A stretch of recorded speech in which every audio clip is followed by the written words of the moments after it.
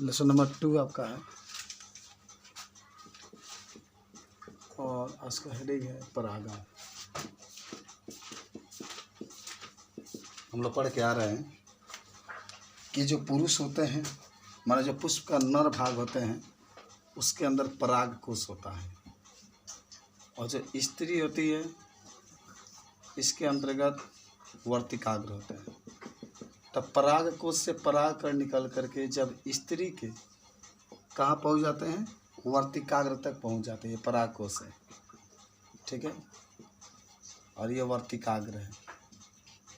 बहुत सिंपल तरीके से बताएंगे कि जब पुष्प के नर भाग के यानी पराग कोश से पराग कण निकल करके जब स्त्री के वर्तिकाग्र तक पहुंच जाते हैं तो इस क्रिया को हम लोग क्या कहते हैं, परागण कहते हैं। याद होगा क्या कहोगे कि जब पुष्प के नर भाग के अंदर, ये देखो नर भाग के अंदर पराग कोश होता है, और इस पराग कोश से जब पराग कण निकल करके, ठीक है, स्त्री के वर्तिकाग्र तक पहुंच जाता है तो परागण कहते हैं। ठीक है, तो इसे क्या कहते हैं, परागण कहते हैं। तो आज इसी के बारे में हम लोग को पढ़ाई करना है। परागण क्या होता है, अगर आपसे कोई पूछे तो क्या आप इसके बारे में बताएंगे, तो लिख लो परागण के बारे में।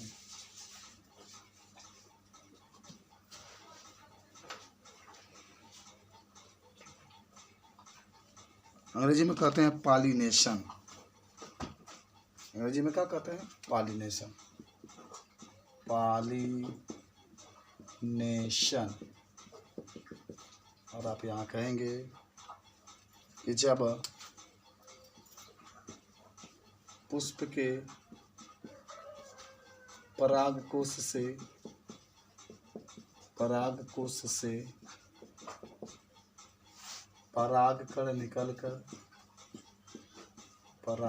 निकलकर स्त्री केसर के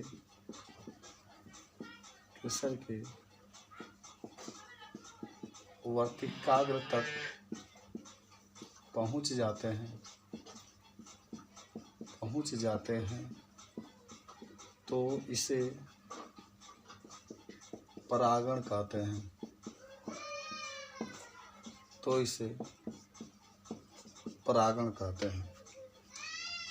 छोटा सा परिभाषा रहा, हम लोगों ने देखा, कोई पूछता है तो इसके बारे में हम लोग बता सकते हैं। परागकण क्या होता है, परागकोश से चित्र बना लेना। परागकोश से परागकण निकल करके स्त्री के वर्तिकाग्र तक जब पहुंच जाता है तो इसी को हम लोग परागकण कहते हैं। छोटा सा परिभाषा रहा, हम लोग बता सकते हैं इसको।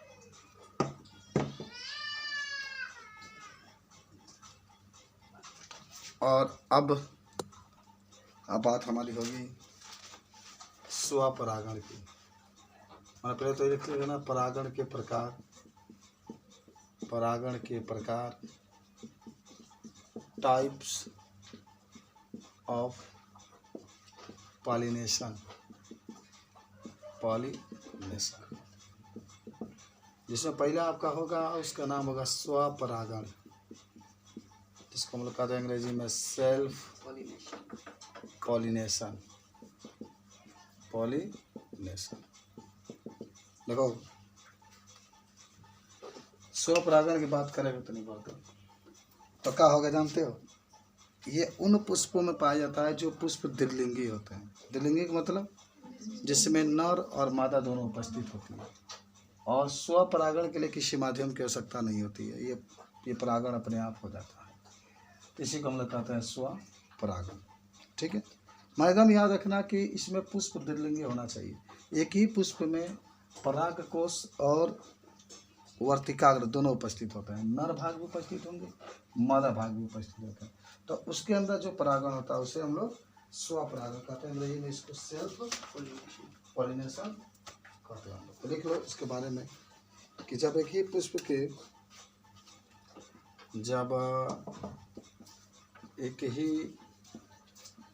पुष्प के पराग कोश से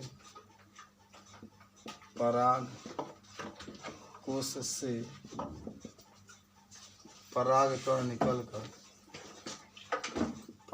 कण निकलकर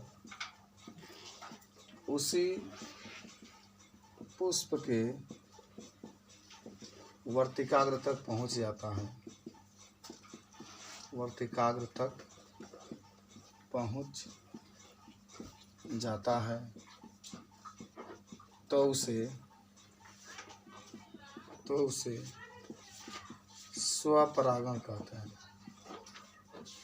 तो उसे स्वपरागण कहते हैं।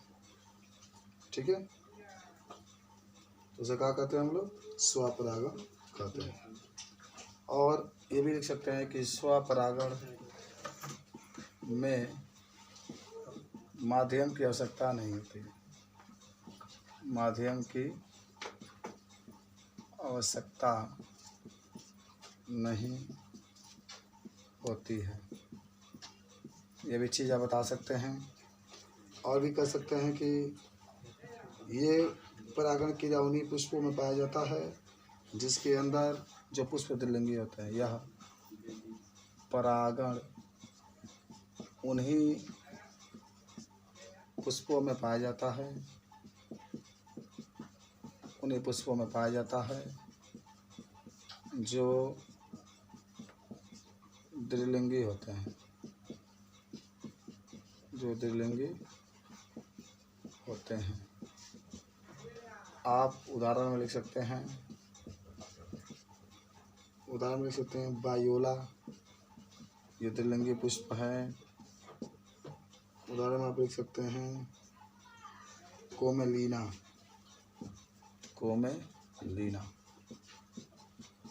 तो इस तरीके से अगर आपसे कोई पूछे स्वपरागण के बारे में तो बता सकते हैं कि स्वपरागण जो होता है उन पुष्पों में पाया जाता है जो क्या होते हैं? द्विलिंगी होते हैं। तो उसको हम लोग कहते हैं स्वपरागण। कोई भी आपसे पूछे स्वपरागण के बारे में, इससे माध्यम की आवश्यकता नहीं होती है। आ जाओ, अब आते हैं हम लोग दूसरा, सजात पुष्पी परागण। मिटा दो, लिख लिया सब। सजात पुष्पी परागण ई का होता है तो नहीं लिखिए। तो परागण जान गए, स्वपरागण जान गए। अब हम लोग देखेंगे सजात पुष्पी परागण।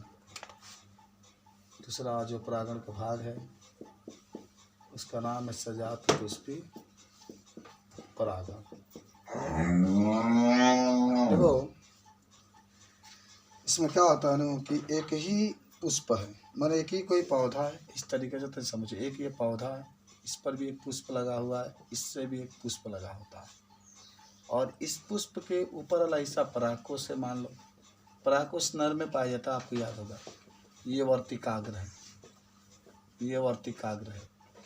तो क्या होता है कि जो ऊपर लगाया गया पुष्प है उस पुष्प से पराग कण निकल करके और अपने आप गिर जाता है। कहाँ आकर के? वर्तिकाग्र पाया जाते आकर के। तो इसको हम लोग सजात पुष्पी परागण कहते हैं। क्या कहते हैं? सजात पुष्पी परागण। ये सूरजमुखी में पाया जाता है, ये भी याद रखेंगे। समझ में आया? तो सजात पुष्पी परागण पूछेगा तो आप इसको बता सकते हैं कि एक ही पौधा होगा, उसमें दो पुष्प लगे होंगे, एक ऊपर होगा और एक कहाँ होगा? नीचे होगा। और इस परागण में क्या होता है कि जो ऊपर वाला हिस्सा होगा उससे निकल करके जो पुष्प होंगे उससे परागकोश निकल करके नीचे वाला पर गिर जाएगा। तो इसी को हम लोग कहते हैं सजात पुष्पी परागण। ठीक है, तो लिख लो सजात पुष्पी परागण में कि जब एक ही पुष्प के हाँ, चाहे एक ही पौधा पर लिख लीजिए। जब एक ही पौधे के दो पुष्प जिसमें एक ऊपर रहता है तथा एक नीचे रहता है। इसमें एक पुष्प के परागकोश से परागकण निकलकर नीचे स्थित वर्तिकाग्र तक गिर जाता है, पहुंच जाता है। नीचे स्थित वर्तिकाग्र तक है, क्या है, वर्तिकाग्र तक पहुंच जाता है, पहुंच जाता है। तो इसे सजात पुष्पी परागण कहते हैं। सजात पुष्पी परागण कहते हैं। उदाहरण में सूर्यमुखी आप लिख सकते हैं, सनफ्लावर अंग्रेजी में कहते हैं। चित्र के माध्यम से आप देख सकते हैं। आपसे कोई पूछे तो इसको बता भी सकते हैं कि क्या होता है आपका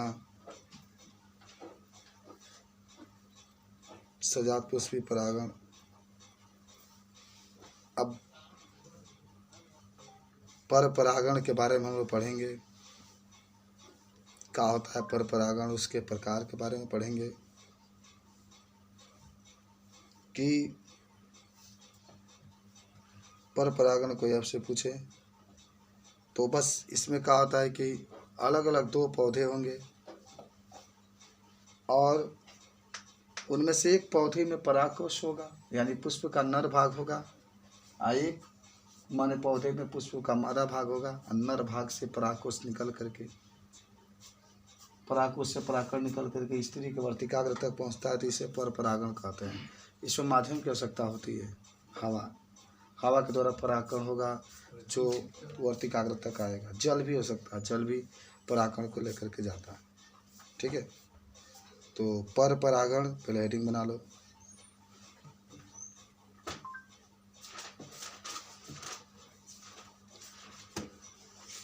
पर परागण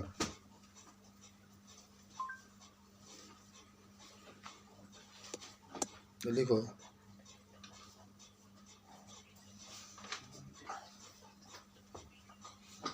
है जो वो पुष्प हो वो द्विलिंगी।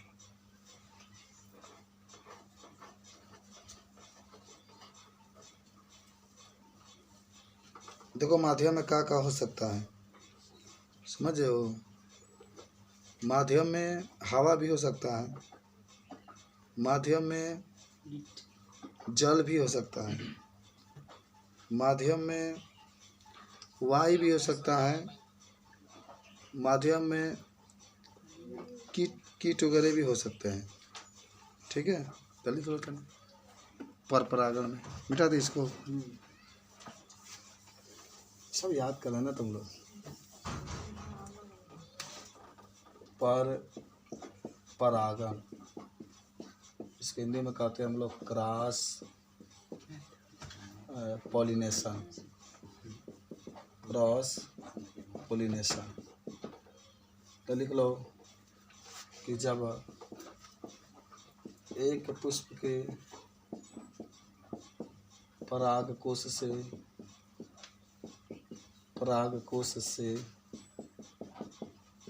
परागकण निकलकर दूसरे पुष्प के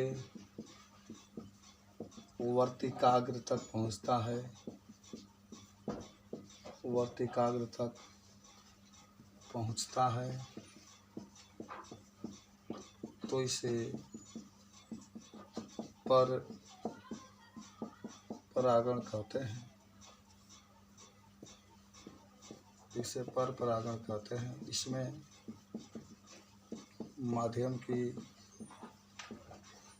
माध्यम की आवश्यकता होती है। इसमें माध्यम की आवश्यकता होती है। उदाहरण में तो आप कमल भी लिख सकते हैं, इसमें भी पर परागण होता है। गुड़हल भी लिख सकते हैं, इसमें भी पर परागण होता है। तो जब भी बात अगर पर परागण की कहेगा तो आप इसमें बता सकते हैं कि जब एक पराग कोश से परागकण निकल करके दूसरे पुष्प के वर्तिकाग्र तक का होता है, पहुँच जाता है, तो उसी को हम लोग कहते हैं पर परागण। समझ गए? पर परागण के लिए माध्यम की आवश्यकता होती है, ये आप बता सकते हैं। बिना माध्यम के पर परागण नहीं हो सकता। या वायु होगा या जल होगा या कोई ना कोई आपके माध्यम की आवश्यकता होती है। तो पहला लिख लो इसमें पर परागण के प्रकार तो हेडिंग बना लो। पर परागण के प्रकार यानी types of cross pollination. Types of cross pollination. पहला आप लिखेंगे वाई द्वारा परागण। वाई द्वारा परागण, इसको में आप लिख सकते हैं पॉलिनेशन बाय ईयर। देखो, मान लो कि हमारे पास दो पुष्प हैं, एक पुष्प में क्या है, परागकोश है। परागकोश रहेगा तो उसमें परागकण रहेगा। कुछ समझ में आ रहा है क्या पढ़ रहे हैं?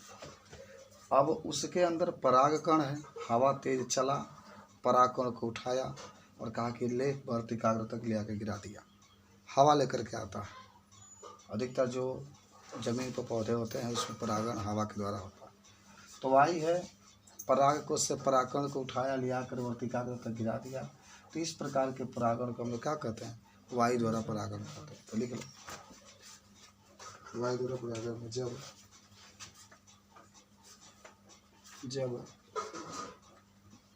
परागकोश से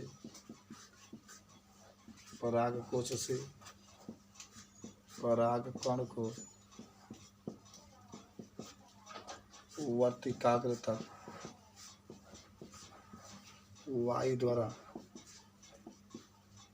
पहुंचाया जाता है तो उसे वायु द्वारा पर परागण कहते हैं। पर परागण कहते हैं।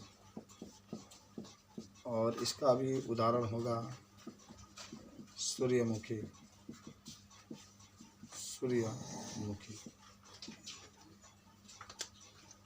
वायु द्वारा परागण की बात करेगा तो आप देख लिए कि हवा होगा, और जो हवा है वह उठा के लेकर के जा रहा है एक स्थान से परागकण के दूसरे स्थान तक, तो इसी को हम लोग कहते हैं पर परागण। वायु द्वारा। आप लिखो जल द्वारा परागण, तो ये भी लिखा जाएगा, माने पॉलिनेशन बाय वाटर। मिटा दो सब। अच्छा देखो, जब ये कहा है कि जल द्वारा परागण यानी पॉलिनेशन बाय वाटर, तो इसमें भी वही बात होगी। अधिकतर ये जो जल द्वारा परागण होता है उन पौधे में होता है जो जल में बनते हैं, जल में खिलते हैं। कि भाई जल में जब खिलेंगे तभी तो जल द्वारा परागण होगा। कमल जैसे ले लो, कमल जो होता है जल में खिलता है और उसके अंदर परागकोश होता है, उसके अंदर परागकण होता है, उस परागकण को जल बहा कर लिया कर स्त्री के वर्तिकाग्र तक पहुंचा देता है। परागण की क्रिया संपन्न हो जाती है। परागण का मतलब क्या हुआ, पराग कण को बस वर्तिकाग्र तक पहुंचा दो, स्त्री के जो वर्तिकाग्र है वहाँ तक पहुंचा दो, वही आपका परागण हो जाता है। तो इसके उदाहरण में तो कमल हो जाता है। तो लिख लेते हैं चीज़ को कि जब जल द्वारा पराग कोश को, पराग कण को लिखना, पराग कण को स्त्री के सर के वर्तिकाग्र तक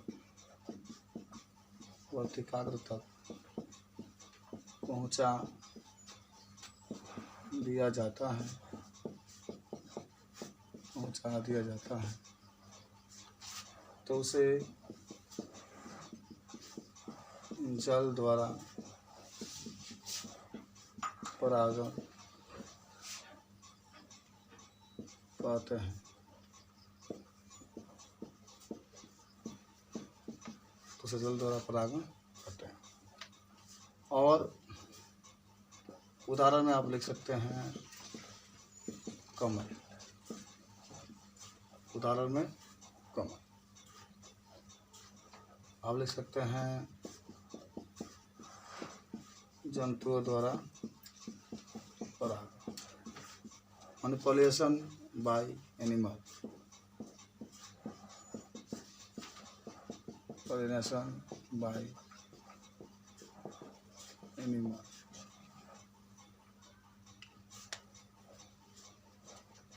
अब इसकी जब बात करेगा तो आप कहेंगे इसमें कि पॉलिनेशन बाय एनिमल की जब बात करेगा तो जंतु जो होते हैं, और मान लो कि कोई जंतु है कहीं बैठा हुआ है और वो परागण को चिपका लिए, जैसे मक्खी है बैठी हुई है, परागण को चिपका लिए अपने पैरों पर, फिर जाकर के कहीं दूसरे वर्तिकाग्र पर बैठी, वहीं पर पैर को हिलाई, परागण उसके ऊपर गिर गया, तो उसको कहते हैं जंतुओं द्वारा परागण। या मान लो किसी पुष्प को कोई गाय है या बकरी है खाई, और वो गाय घूमती हुई फिर उसको जाकर के, उसी जाति का होना चाहिए, किसी जाति पर नहीं होगा, उसी जाति का पुष्प होना चाहिए, गाय या उसके वर्तिकाग्र पर उस परागण को गिरा दी, तो ये भी आपका होता है। तो लिख लो कि जब जंतु द्वारा पराग कण को स्त्री के सर के वर्तिकाग्र तक पहुंचा दिया जाता है,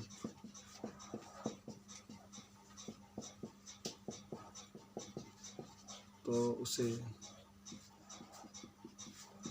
जंतु द्वारा परागण कहते हैं। तो उसे जंतु द्वारा परागण कहते हैं। उदाहरण में आप कोई भी पौधा लिख सकते हैं, उदाहरण में मूंगफली वगैरह जो होगा उसको भी आप लिख सकते हैं। तो ये कुछ बातें थी परागण के बारे में। पक्षियों द्वारा भी परागण होता है। कोई आपसे पूछे किस द्वारा परागण, तो इसके आप बारे में बता सकते हैं।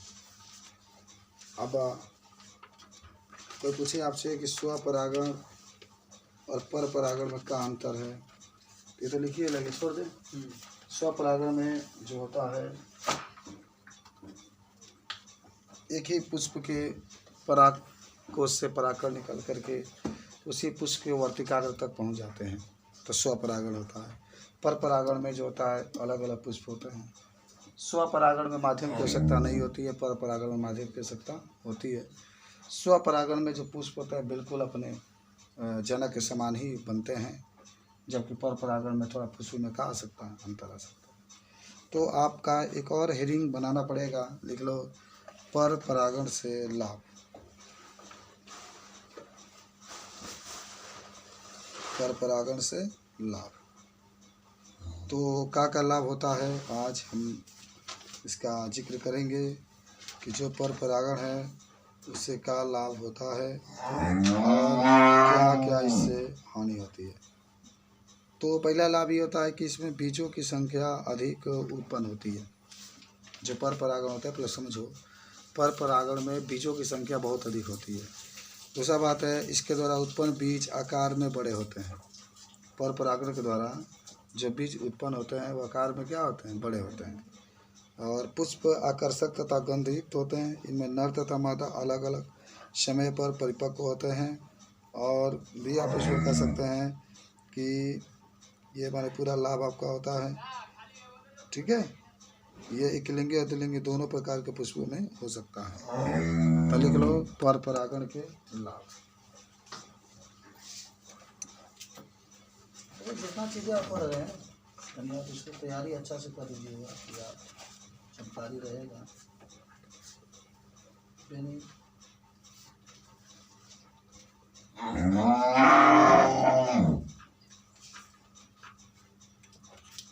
मिटा दें। तो लिख लो बेनिफिट ऑफ क्रॉस पॉलिनेशन। पर परागण के लाभ। Benefit of cross pollination. देखो पहला लिख लेना कि अभी बताया गया था आपको कि पर परागण में बीजों की संख्या अधिक होती है। तो पहला लिख लेते हैं पर परागण में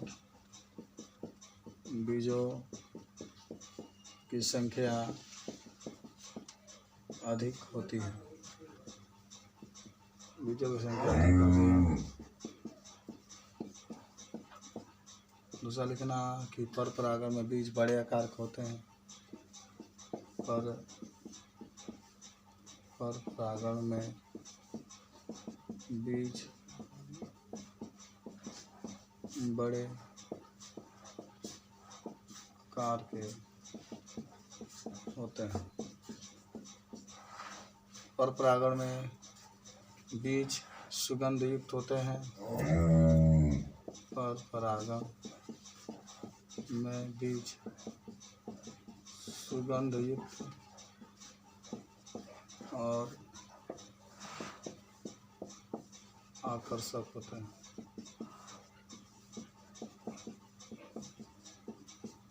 पर परागण में बीज, यहाँ बीज छूट गया है, सुगंध युक्त और आकर्षक होता है। पर परागण में नर और मादा अलग अलग होते हैं। पर परागण में नर और मादा अलग अलग होते हैं। अलग अलग होते हैं। लिख सकते हैं पर परागण एकलिंगी और द्विलिंगी दोनों पौधों में पाया जाता है। पर परागण एकलिंगी और द्विलिंगी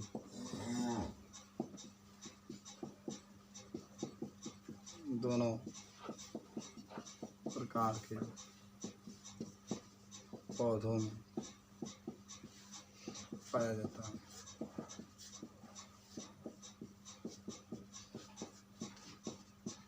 तो ये कुछ बातें रहा जो आपके सामने है कि पर परागण से लाभ जब भी आपसे पूछा जाएगा तो लाभ आप देख ही रहे हैं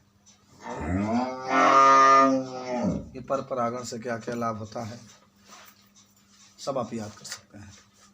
इसमें बीज बड़े आकार के होंगे,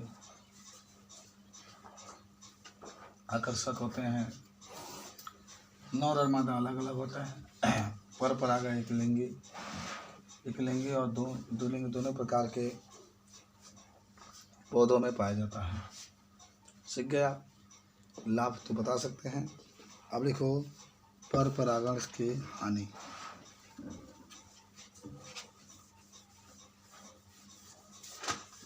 यानी हानि को आप जानते होंगे।